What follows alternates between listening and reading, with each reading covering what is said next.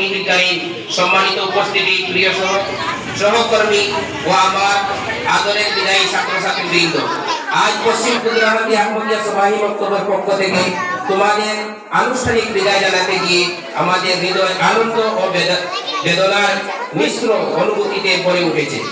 তোমরা জীবনের নতুন পথে পা রাখতে যাচ্ছ। এই পথে চলার সময় কয়েকটি গুরুত্বপূর্ণ বিষয় দৃঢ় থাকার জন্য উপদেশ দিয়ে বিদায় জানাচ্ছি।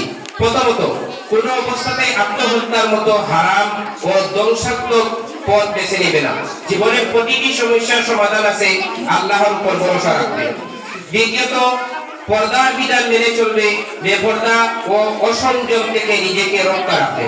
তৃতীয়ত, মা বাবার প্রতি সর্বদা অনুগত ও সদাচরণশীল থাকবে, কারণ জান্নাত তাদের সন্তুষ্টির মধ্যেই নিহিত।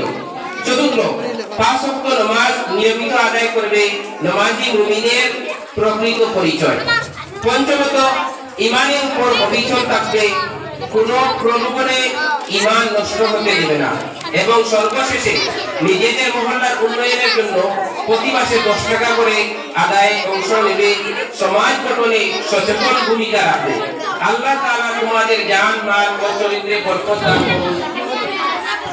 তোমরা যেন দ্বীন ও সমাজের জন্য আদর্শ মানুষ হিসেবে গড়ে উঠতে পারো, এই দোয়া করে আজকের মতো বিদায় জানাচ্ছি। আসসালামু আলাইকুম।